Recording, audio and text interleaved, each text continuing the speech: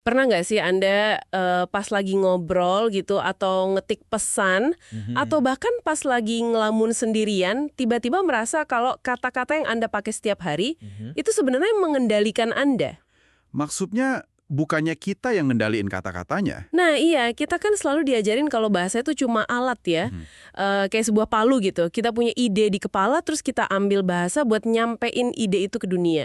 Padahal mungkin kebalikannya ya. Benar. Coba bayangin sejenak deh, gimana kalau kosakata dan tata bahasa Anda itu sebenarnya kayak sutradara tak kasat mata. Hmm. Sutradara yang nentuin batas maksimal dari apa yang bisa Anda pikirin dan rasain. Wah, pembalikan logika kayak gitu emang selalu berhasil bikin kita agak goyah sih. Maksudnya, selama berabad-abad kan peradaban manusia ini dibangun di atas asumsi kalau kita ini agen yang bebas. Kita otonom gitu. Betul, kita ngerasa kita bosnya. Iya, kita mikir realitas itu ada di luar sana utuh dan bahasa cuma sekedar nempelin label doang ke realitas itu. Tapi begitu kita bedah lebih dalam gimana bahasa sebenarnya beroperasi, ilusi tentang kendali itu perlahan mulai runtuh. Dan runtuhnya ilusi itulah yang bakal jadi fokus utama kita di eksplorasi mendalam kali ini.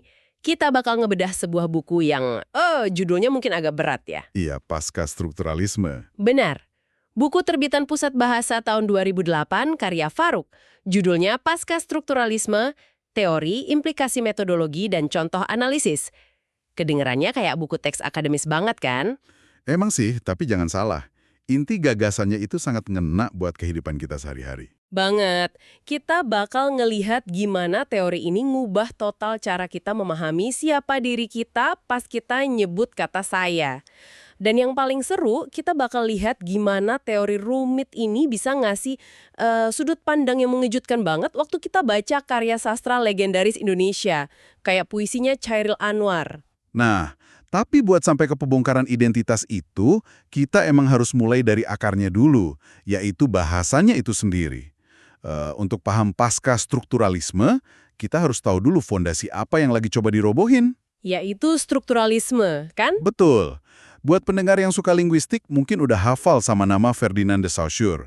Dia ini ibaratnya arsitek yang ngelihat bahasa itu sebagai sebuah sistem tertutup. Ada aturan mainnya sendiri ya? Iya, pendekatan Saussure ini misahin bahasa jadi dua dimensi. Ada langue dan ada parol. Oh tunggu, kalau dulu kan sering dipakai analogi papan catur tuh. Kalau buat sekarang bisa nggak sih kita bayangin ini kayak software komputer gitu? Oh, bisa banget. Gimana tuh maksudnya? Jadi language itu ibarat back-end code atau algoritmanya. Aturan abstrak yang dibikin sama programmer yang jalan di belakang layar. Kita kan nggak lihat kodenya, tapi aturan itu yang ngiket programnya. Iya, masuk akal. Terus parole itu kayak user interface-nya, tombol-tombol yang Anda klik atau teks yang Anda ketik sehari-hari. Parole ini tuturan individu, tapi dia nggak bakal bisa jalan kalau nggak tunduk sama kode language di belakangnya tadi. Wah, analogi software itu dapat banget mekanismenya. Dan di dalam sistem kode itu, Saussure merumuskan kalau sebuah tanda bahasa itu ibarat koin dengan dua sisi. Ada penanda, yaitu bunyi fisik katanya, dan petanda, konsep di kepala kita. Konsepnya ya. Nah, hal paling penting dari Saussure ini adalah gagasan bahwa hubungan antara bunyi dan konsep itu sepenuhnya arbitrer. Sewenang-wenang aja. Cuma kesepakatan doang berarti. Benar. Bunyi AIR itu kan nggak punya sifat basah. Kesepakatan sosial lah yang ngunci bunyi itu sama konsep benda cair. Oke, jadi buat kaum strukturalis, kesepakatan sosial ini stabil ya. Satu kata ngunci satu makna. Nah, disinilah pasca strukturalisme masuk dan mulai ngeretas kode itu kan? Persis. Tokoh kayak Jacques Derrida itu nolak mentah-mentah ide kalau makna itu stabil.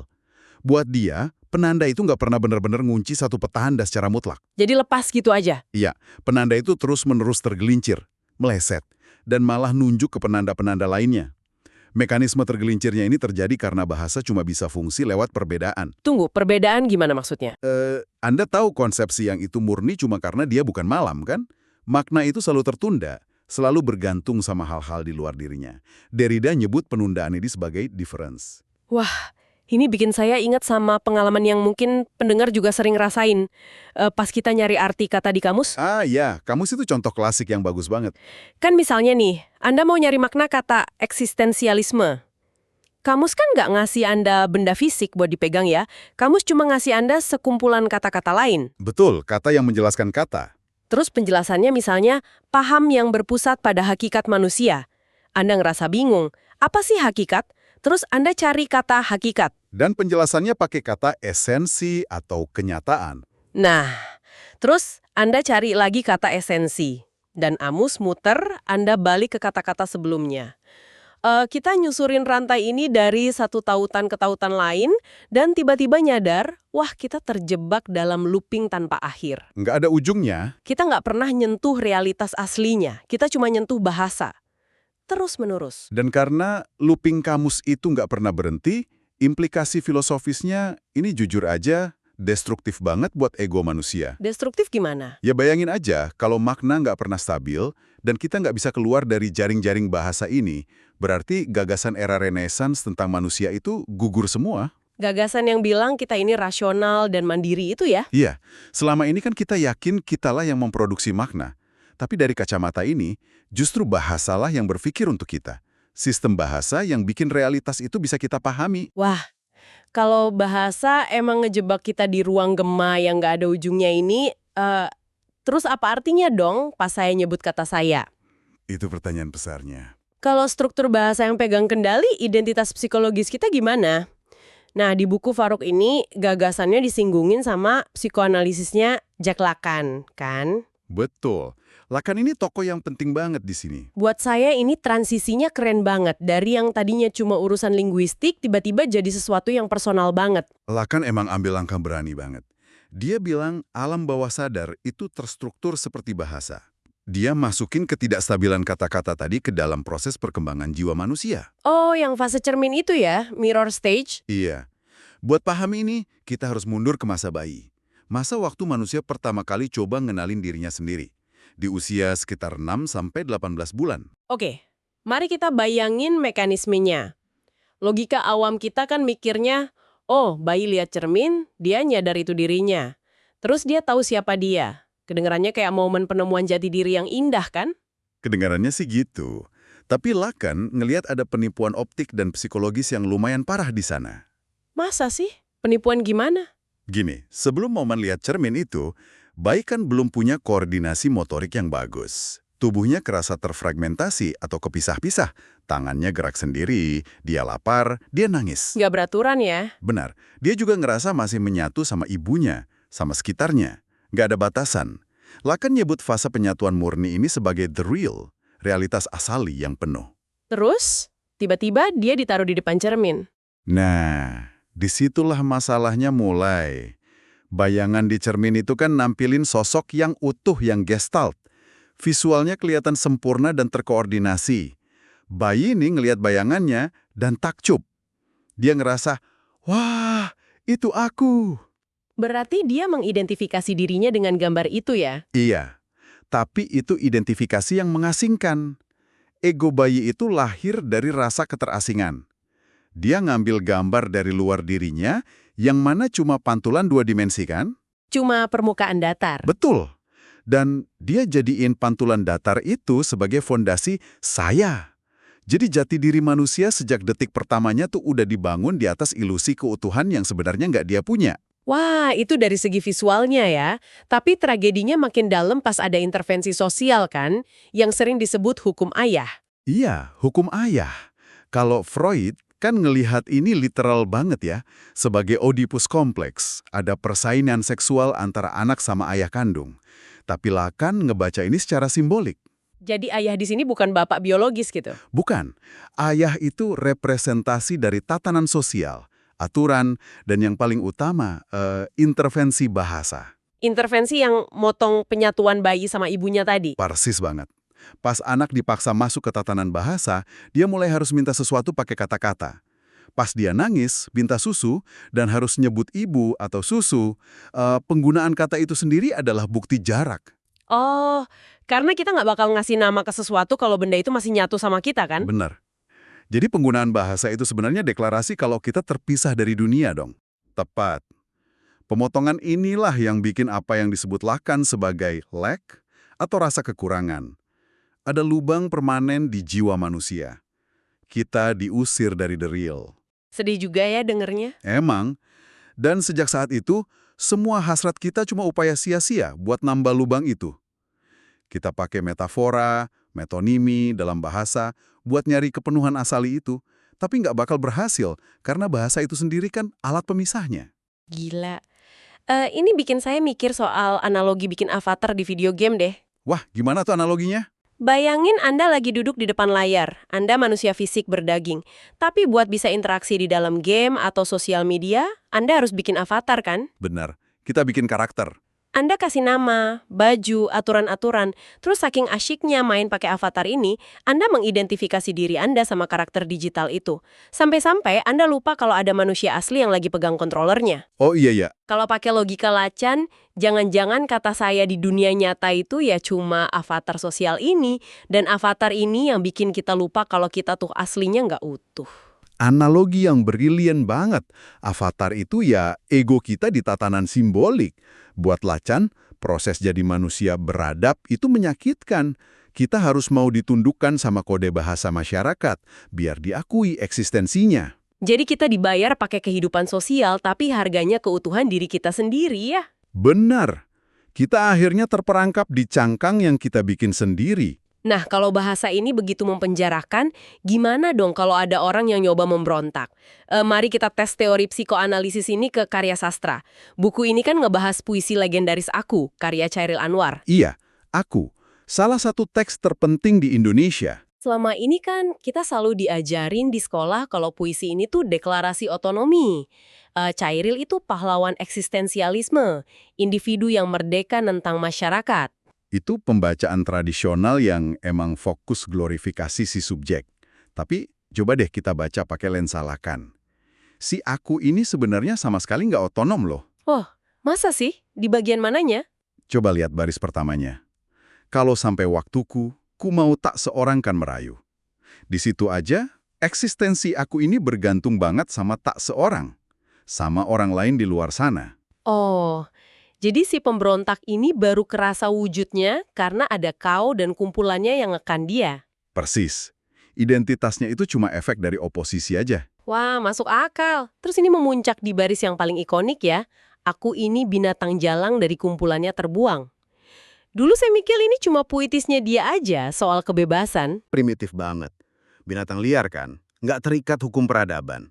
Nggak punya tata bahasa. Berarti pas dia bilang binatang jalang, dia sebenarnya lagi pengen ngancurin cangkang avatar sosial tadi dong? Bener banget. Dia pengen kabur dari tatanan simbolik dan balik ke the real. Balik ke alam sebelum cermin mecah belah dia. Tolak hukum ayah. Tapi tunggu, ironi terbesarnya justru ada di penutup puisi itu. Aku mau hidup 1000 tahun lagi. Iya, manusia biologis mana yang bisa hidup 1000 tahun? Nggak ada kan? Binatang jalang yang abadi. Kalimat itu tuh momen dia sadar akan batasannya. Terus satu-satunya cara biar dia abadi gimana? Lewat teks, lewat kebudayaan, lewat bahasa itu sendiri. Wah, jadi pada akhirnya dia menyerah dong. Dia nyadar kalau buat abadi, buat pemberontakannya bisa kita baca sekarang, dia harus masuk ke dalam peti mati yang namanya bahasa. Lebih tepatnya dia terpaksa tunduk. Dia terjebak. Dan transisinya kelihatan di baris luka dan bisa kubawa berlari, berlari hingga hilang pedih perih. Luka. Ini luka tembak gitu maksudnya?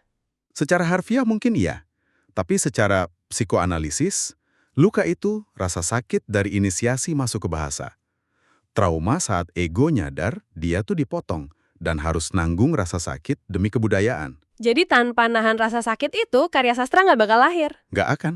Si Aku jadi subjek sosial karena luka itu. Astaga, ini bener-bener ngerubah cara saya baca Aku. Dari yang tadinya sorak-sorai menang, jadi tragedi indah soal manusia yang kalah sama bahasanya sendiri. Emang seironis itu. Terus kalau Chairil Anwar nunjukin pergulatan satu orang individu, gimana kalau seluruh masyarakat ngelakuin ini? Faruk bawa kita ke cerpennya Kunto Wijoyo kan? Rumah yang terbakar. Betul. Kalau di puisi tadi, internal. Di cerpen ini konfliknya kerasa lebih geografis. Ada dua ruang utama. Desa utara yang isinya kaum santri, ini merepresentasikan tatanan budaya, moral, struktur yang kaku banget. Desa selatannya kaum abangan, yang lebih cair ya aturannya. Iya. Tapi yang paling krusial tuh ada ruang ketiga di tengah-tengah mereka. Hutan wingit atau hutan angker. Hutan wingit ini isinya jin dan makhluk halus kan? Tunggu, berarti secara struktural, hutan liar di tengah pemukiman ini tuh lambang dari the real atau alam bawah sadar kolektif? Nah, Anda dapat poinnya. Itu ruang di mana norma budaya yang kaku tadi nggak berlaku. Insting, keliaran, hasrat asali itu tumbuh subur di sana tanpa kena sensor peradaban. Dan peradaban kan nggak pernah suka sama yang liar-liar gitu ya. Terus konfliknya pecah pas ada warung mesum dibangun di hutan itu. Bener, warga utara yang santri merasa tatanan moral mereka terancam. Akhirnya, mereka datang bawa obor, ngebakar abis warung itu. Dan tragisnya ada sepasang remaja dari utara dan selatan yang lagi kasmaran di dalamnya dan ikut mati terbakar. Iya, dan santri yang mimpin pembakaran itu akhirnya nyesel banget pas tahu. Disinilah analisis pasca strukturalisme ini ngebuka rahasianya ya. Kita bicara soal metonimi. Kenapa warga utara ngebakar warungnya? Kenapa mereka nggak bilang aja mau ngebakar hutannya? Karena kebudayaan itu bertindak sebagai badan sensor. Masyarakat rasional kan nggak bisa secara terbuka ngaku, ayo kita hancurkan alam bawah sadar dan hantu-hantu. Kedengarannya nggak masuk akal kan? Nanti dikira gila ya. Betul, jadi targetnya digeser pakai metonimi. Hutan yang abstrak diganti jadi warung mesum yang konkret. Ngebakar warung mesum itu punya pembenaran moral di mata sosial. Padahal agenda bawah sadar mereka sebenarnya pengen memusnahkan keliaran hutan itu. Wah, jadi itu cuma alibi kebudayaan buat ngehalalin kekerasannya sendiri ya. Hukum ayah mendisiplinkan ruang yang nggak terkendali. Terus penyesalan si santrinya gimana? Penyesalan itu katarsisnya. Dua remaja yang tewas itu kan perlambang penyatuan asali. Cinta murni yang nggak peduli sekat-sekat budaya utara selatan. Tangisan si santri itu tangisan peradaban yang nyadar, buat negakin aturan, manusia tuh harus ngebunuh sisi paling murni dari dirinya sendiri. Ini jujur bikin saya ngebayangin hutan liar yang indah banget. Penuh pohon kuno, burung-burung, terus proyek peradaban datang. Dibabat habis ya? Iya, kita tebang pohonnya, ratain tanahnya, disemen, terus dilapisin aspal tebal warna hitam pekat. Tujuannya apa? Biar rapi, terstruktur, beradab. Tapi pas aspalnya udah kering, kita duduk di tengah lapangan parkir panas itu, dan kita nangis karena keindahannya hilang. Ekologi batin kita mati demi sebuah tatanan. Analogi yang puitis banget. Dan aspal tebal itu, dalam konteks obrolan kita, ya bahasa dan tatanan simbolik itu sendiri. Dia ngukuhin peradaban kita, tapi sekaligus nyegel alam asli kita di bawah kegelapan aspal itu. Wah, obrolan ini benar-benar ngasih dimensi baru ya soal eksistensi kita. Mari kita tarik benang merahnya dari awal. Kita berangkat dari Derrida dan Saussure, di mana hubungan kata dan makna itu rapuh, tergelincir terus. Nggak ada kebenaran absolut di bahasa. Betul. Terus kita nyelam ke psikologi Lacan, nyadar kalau identitas saya itu lahir dari ilusi cermin. Dan struktur bahasa malah nyiptain lubang kehilangan yang nggak bisa ditutup. Dan pada akhirnya, kita ngelihat buktinya di sastra. Iya, di Chairil Anwar yang menundukkan keliarannya pada teks demi keabadian, dan tragedi di cerpen Kunto Wijoyo yang nunjukin hancurnya alam bawah sadar demi tegaknya peradaban. Identitas kita emang dibentuk sama bahasa, tapi bahasa juga yang menjaring kita. Kesimpulan utamanya, kita seolah diundang untuk selalu curiga sama kata-kata. Kita harus nyadar kalau teks dan identitas kita ini cuma konstruksi artifisial, bukan sesuatu yang turun dari langit. Bener banget. Nah, kesadaran itu memicu suatu pemikiran penutup nih buat Anda renungkan. Selama ini, kayak yang dibilang Lacan tadi, manusia dipenjara sama bahasa yang diciptakan oleh manusia lain. Kata-kata ini diwarisin dari kebudayaan yang organik, lengkap sama rasa sakitnya. Betul. Tapi coba deh Anda lihat layar di sekitar Anda hari ini. Teks, artikel, email, cerita, kosakata yang Anda serap setiap menit. Sekarang pelan-pelan udah nggak diproduksi sama manusia lagi. Semuanya di-generate sama AI. Sama algoritma mesin yang jelas nggak punya alam bawah sadar dan nggak pernah ngerasain fase cermin. Wah, Kalau alam bawah sadar dan identitas kita emang dikonstruksi langsung sama bahasa di sekitar kita, terus gimana nasib jiwa peradaban manusia di masa depan? Kalau jaring kata yang ngebungkus realitas kita dirajut sama mesin, apa jangan-jangan kita lagi nyerahin arsitektur alam bawah sadar kita ke dalam logika kode biner? Kalau bahasa ngendaliin realitas Anda, siapa atau apa yang sebenarnya lagi merajut realitas Anda hari ini? Sebuah ruang gelap buat Anda telusuri sendiri. Sampai jumpa di eksplorasi selanjutnya.